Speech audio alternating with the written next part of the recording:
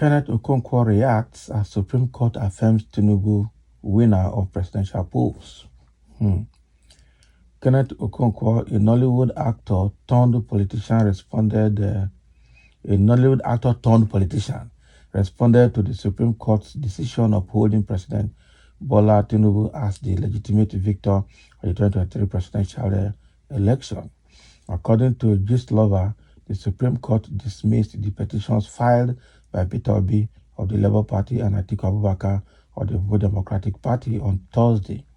In response to a decision, Okonkwo expressed via his X account that he thought it odd that the Supreme Court had ignored the appellant's $460,000 penalties for drug trafficking and money laundering. Okonkwo wrote, the Supreme Court dismissed the petition of Peter Obi as lacking in merit, thereby affirming the judgment of the Presidential Election Petition Court. It is strange that the Supreme Court did not say anything whatsoever about the issue of the forfeiture of $460,000 as fine for narcotics, trafficking, and money laundering brought to the court by the appellant. It is well, in God we trust.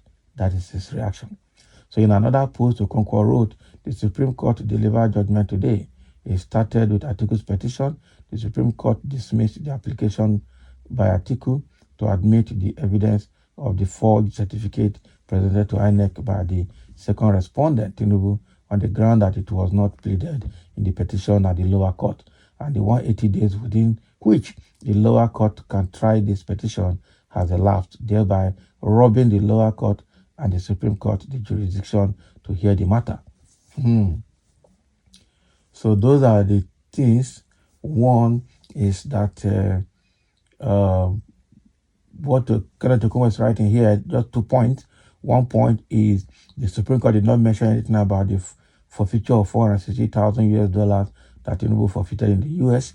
And again, the same Supreme Court did not accept the certificate forgery evidence that Atiku provided to the Supreme Court, saying that it was not part of the lower court, that is the tribunal's judgment, and also the 180 days required for the hearing has passed.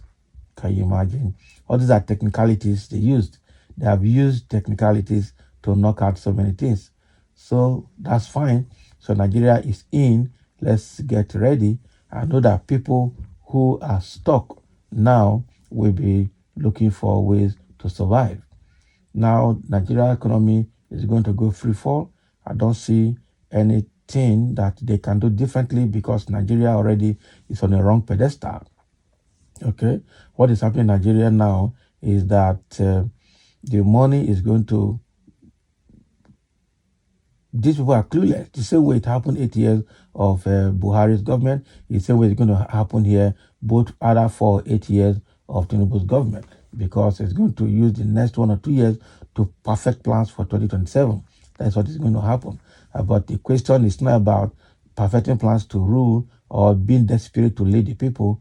The question is, where is Nigeria going to? What are we benefiting? Okay, the economy keep falling with the trend right from 1960 after independence has been negative till now, and it's still falling, and there's no evidence that it's going to turn better anytime soon. It's an unfortunate situation. So Kenneth Okonkwo has spoken the way Nigeria is going and the way the Supreme Court has made their judgment is that is exactly what is going to determine the hope and the future of Nigeria going forward. Okay.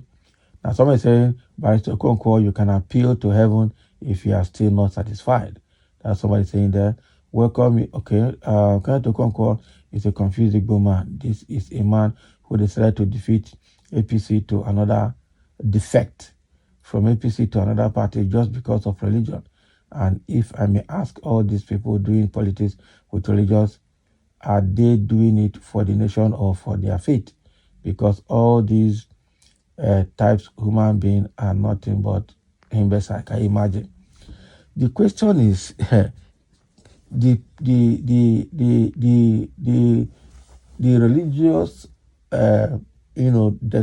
desperation in in Islam is worse than that of Christianity, because they have turned everything to jihad. Somebody saying the Supreme Court is now a joke. Those men who lost credibility worldwide, or those men have lost credibility worldwide. So much for the country. It's quite unfortunate. Okay. Somebody say, I shock you, Kenneth, but you are a lawyer too. So what will you now say about the judiciary which you belong to? A corrupt judiciary or a perfect one? If corrupt, then why are you guys distracting the president knowing that you are all corrupt? Can you imagine? He's putting it to him personally. Nigerian logos now is forgery. Nigerian logo, that is it. Where were you expecting otherwise? That is the question that somebody is asking. Okay. I had always known that Peter Obi was a joker. That is your own. That's what somebody's saying there. And so this thing has actually turned, it's more tribal than religious, I tell you, because the same way when the Fulanis were there, they staged political war with the Igbos. In the same way, some APC Yorubas have also staged political war with the Igbos, because there are a lot of Yoruba that support the Labour Party that are also supporting equity, that are speaking the truth and against the evil going on in the land. So I cannot tribalize my observations. The real thing is that this is individual, and some people have been bought over by the corruption in the APC government, and that's why they're doing what they're doing, because there are still a lot of good Yorubas that are very neutral and very objective in their views and are not part of the evil going on in the land. So the